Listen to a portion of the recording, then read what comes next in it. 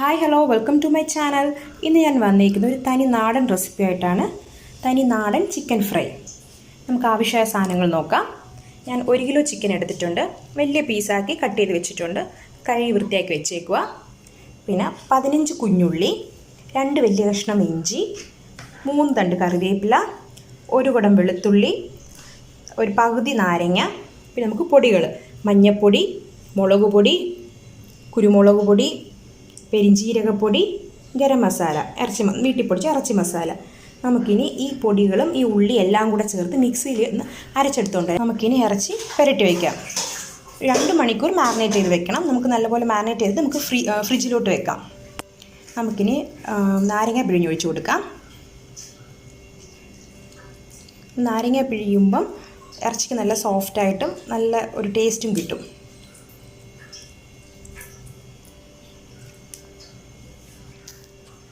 ഞാനിപ്പം ഇറച്ചി പൊരിക്കാനുള്ളതിന് മസാല അരച്ചെടുത്തിട്ട് വന്നിട്ടുണ്ട്. നമുക്കിത് ഇറച്ചിയിൽ പുരട്ടി വയ്ക്കാൻ. ആദ്യം പറയാൻ മറന്നുപോയതാണ്. ആവശ്യത്തിന് ഉപ്പും കൂടെ ഇട്ട് നല്ലപോലെ ഇളക്കി മാരിനേറ്റ് ചെയ്ത് നമുക്ക് ഫ്രിഡ്ജിൽ വെക്കാം. 2 മണിക്കൂർ ഫ്രിഡ്ജിൽ വെക്കാം. അപ്പോൾ മസാലയൊക്കെ നല്ലപോലെ ഇറച്ചിയിൽ പിടിച്ച് നല്ലൊരു ടേസ്റ്റ് ആയിരിക്കും. 2 തണ്ട് കറിവേപ്പിലയും കൂടെ അതിൻ്റെ മുകളിലിട്ട് ഇളക്കി കൊടുക്കാം. നമുക്കിത് 2 മണിക്കൂർ റെസ്റ്റ് ചെയ്യാൻ വയ്ക്കാം. 2 മണിക്കൂർ കഴിഞ്ഞിട്ടുണ്ട്. നമ്മൾ മാരിനേറ്റ് ചെയ്ത് വെച്ച ചിക്കൻ നമ്മൾ ഫ്രിഡ്ജിൽ നിന്ന് എടുത്ത് നമുക്ക് നോക്കാം. ചിക്കനൊക്കെ നല്ല സെറ്റായിട്ടുണ്ട്. നമുക്കിത് വറുത്തെടുക്കാം. എണ്ണ ഒഴിച്ചു കൊടുക്കാം.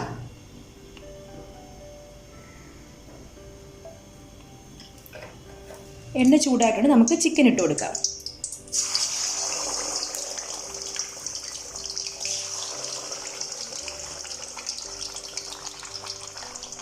ചിക്കൻ പൊരിച്ച് ഞാൻ മറിച്ചിട്ട് കൊടുത്തിട്ടുണ്ട്. ഒന്നുകൂടെ മൂക്കട്ടെ ഒന്ന്. ചിക്കൻ ഫ്രൈ റെഡി ആയിട്ടുണ്ട്. നമുക്കിനി പ്ലേറ്റിലോട്ട് മാറ്റാം.